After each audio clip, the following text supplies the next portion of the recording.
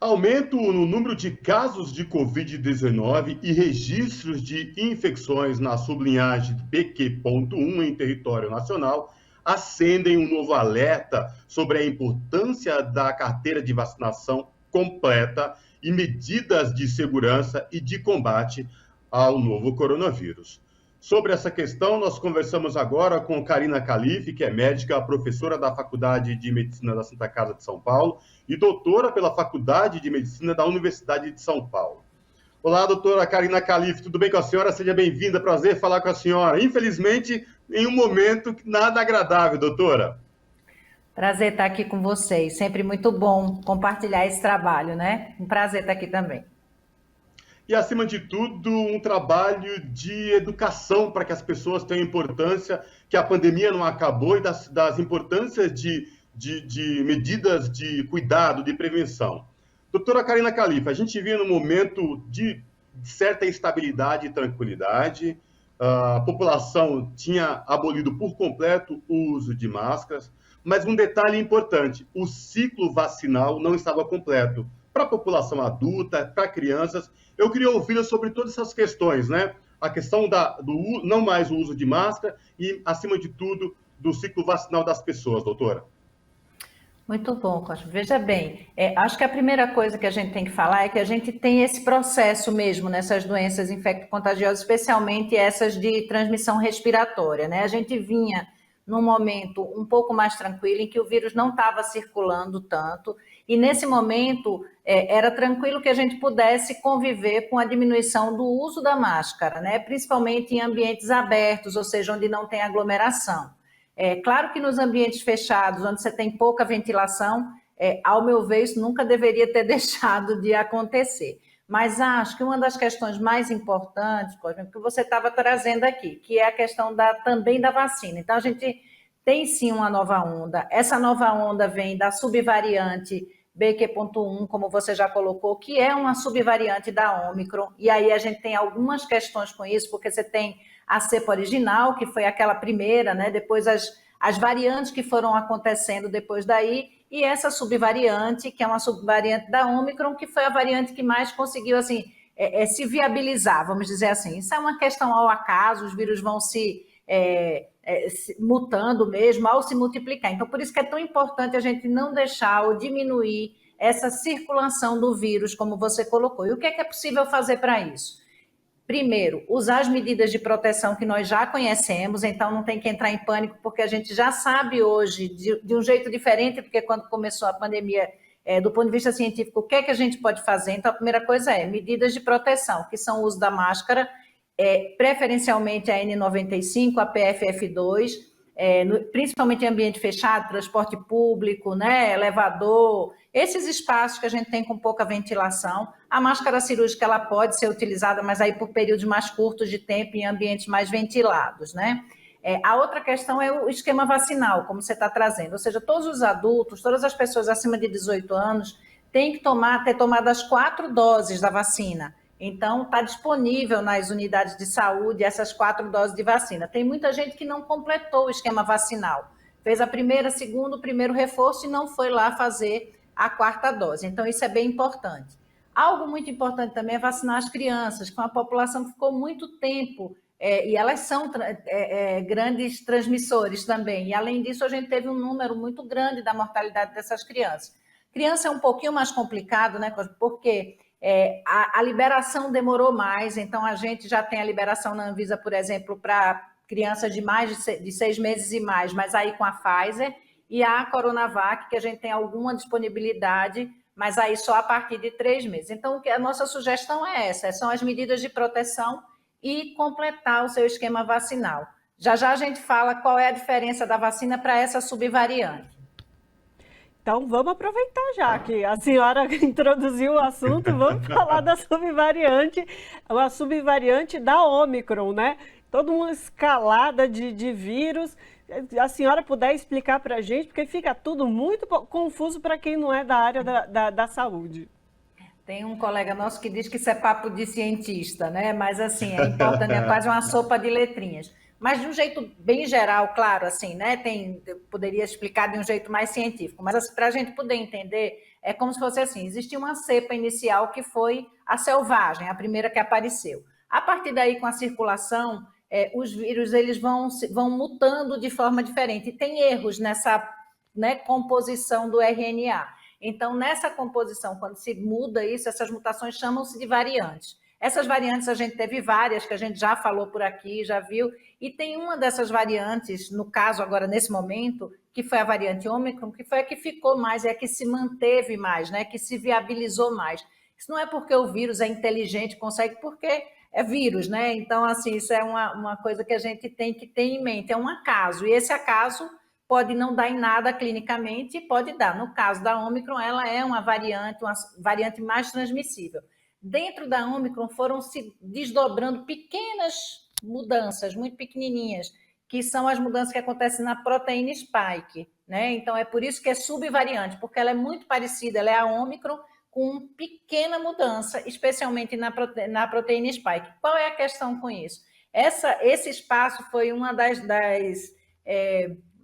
uma das coisas que a gente fez para poder produzir as vacinas. Então, a Spike foi né, dos espaços ali, né, que foi utilizado para a produção da imunidade a partir da vacina. Então, qual é a questão com essa subvariante? É que ela tem um escape vacinal maior do que as anteriores. O que significa isso? A vacina continua servindo? Sim, continua servindo. Teve toda uma proteção para a gente consegue ter casos muito menos graves hoje, é uma outra situação. Mas o escape vacinal significa que a gente vai pegar com mais facilidade, porque a proteção é menor, né? E aí por isso que é tão importante que a gente tenha o que já está acontecendo em alguns países da Europa, por exemplo, que são as vacinas bivalentes ou ambivalentes, né? Que são aquelas que já se acertaram, se renovaram, vamos dizer assim, com essa informação da Ômicron, que isso faria diferente, e aí seria, por exemplo, uma quinta dose. Mas vale muito completar as 4 doses, mesmo com essas vacinas que temos disponíveis aqui no Brasil. A senhora trouxe uma informação, um detalhe, e aí eu, como leigo, também vou aproveitar essa oportunidade, porque a senhora falou escape vacinal, né? Então, não é que a vacina não vai trazer proteção, o risco de contaminação é maior. É mais ou menos isso, doutora? Mais ou menos isso mesmo, porque veja, é isso, a proteção ela continua, ela está existindo, tanto que a gente tem tido muito menos óbitos, né? Ainda temos pessoas que são mais frágeis, especialmente os idosos, os muito idosos e as pessoas que têm aí alguma dificuldade de imunidade, né? Uma imunidade um pouco mais fragilizada, ou porque está fazendo um tratamento para câncer, ou porque tem alguma doença autoimune, enfim. Mas é exatamente o que você falou. A vacina, ela protege, ela nos confere uma imunidade, ela nos confere uma força para lidar com isso, né? Agora, é mais fácil que você que você se infecte ao entrar em contato com uma pessoa positiva.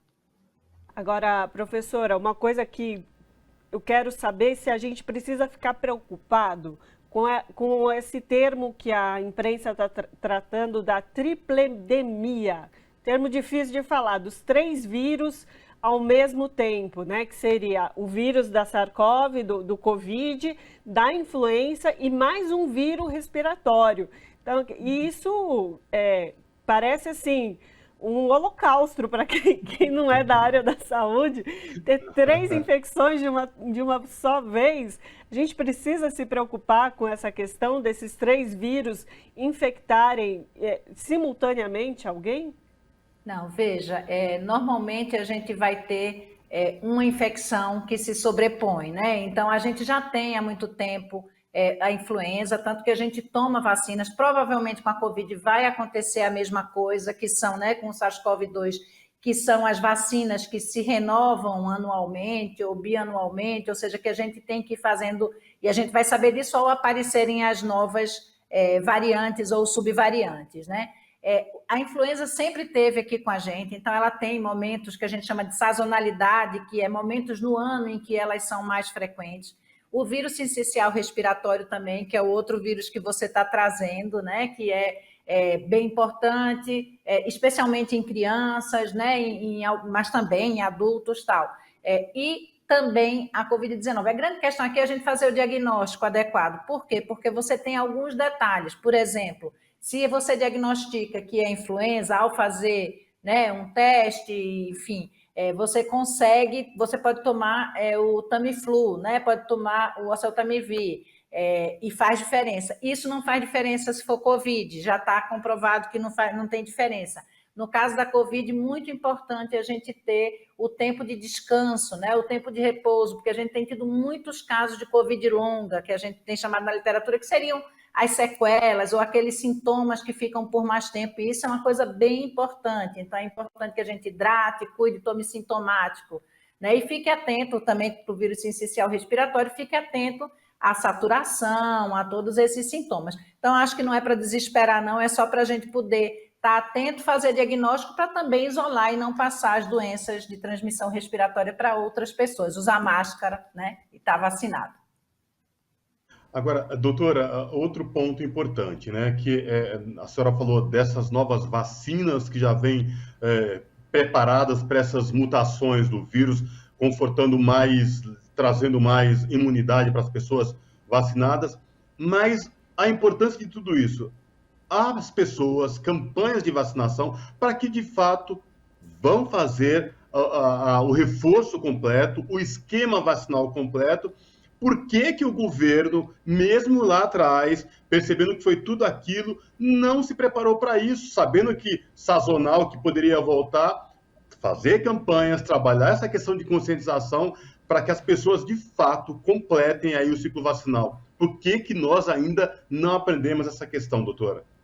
Infelizmente, a gente teve um governo muito negacionista e com, assim, um enfrentamento à pandemia que eu sempre digo, assim, que não foi só pífio, né? Ele foi intencionalmente, vou usar uma palavra pesada, mas é criminoso, porque não era para a gente ter perdido 700 mil pessoas para a Covid-19, não era para a gente ter perdido quase 1.500 crianças aí nos últimos tempos, que são crianças, a maior parte delas crianças saudáveis com Covid, porque todo esse processo, ele não teve uma coordenação nacional, não houve atenção de poder trazer a tempo, né, as vacinas do jeito que se esperavam. Então, a gente tem uma expectativa muito grande que exista uma retomada, ou seja, do PNI, que é o Programa Nacional de Imunizações no Brasil, porque a gente está falando aqui da Covid, mas outras vacinas se perderam muito, sabe, gente? Assim, outras vacinas, a gente tem uma diminuição muito grande da cobertura de poliomielite, né, de sarampo, das vacinações que são as vacinações,